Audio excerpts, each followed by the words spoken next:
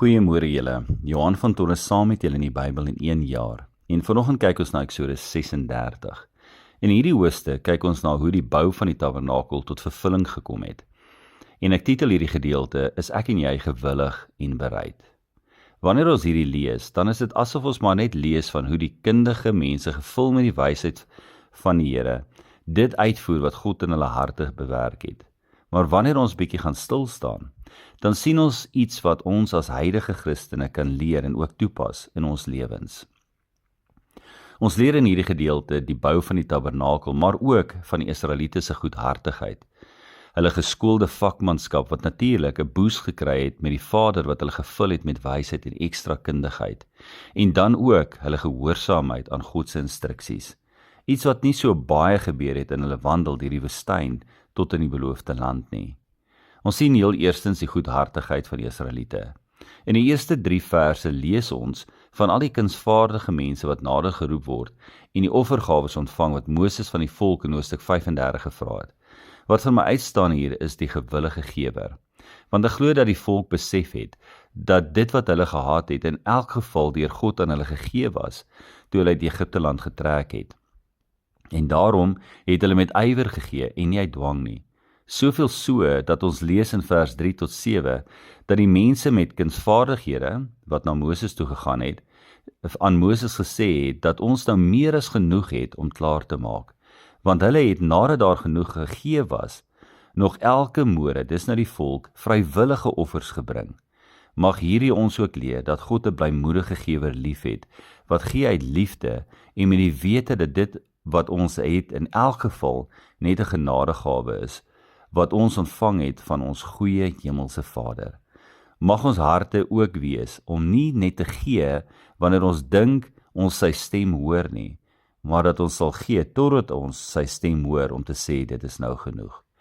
Ons lees dan verder van vers 8 tot 38 hoe die tabernakel met kundigheid en presisie gebou word.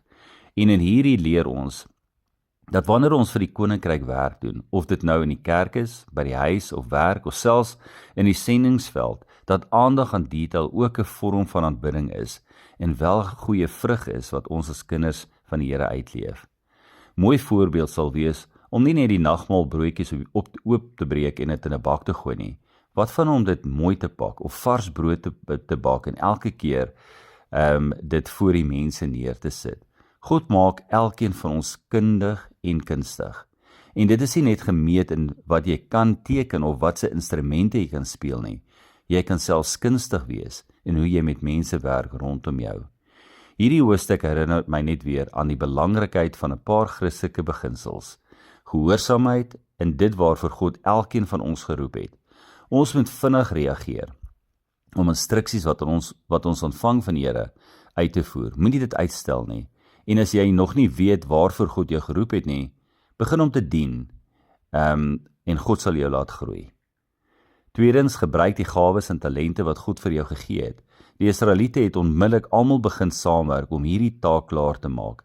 Net so is dit belangrik om te weet dat wanneer ons elkeen betrokke is, of dit nou groot of klein is, in God se koninkryk is alles wat ons doen ewe belangrik. Solank ons dit eendragtig doen en nie in afguns teenoor mekaar nie. Derdens, oop hart om vrygewig te gee. Dit is 'n bewys van vrug in ons lewens en 'n teken van inkeer waar ons besef wat ons het in elk geval nie ons sin is nie. Daarom sê die woord dat God 'n vrymoedige gewer liefhet. En dan laastens, dat daar eenheid in doel is. As ons almal saamwerk vir dieselfde doel, bring dit eenheid. En daarin is die teenwoordigheid van God en sal alles wat ons doen geseën wees. Mag die woord ons altyd inspireer. Mag die woord van die Here ons altyd inspireer. En mag dit gebruik word in ons lewens as lering tot regverdigmaking in ons wandel voor hom. Mooi dag vir julle.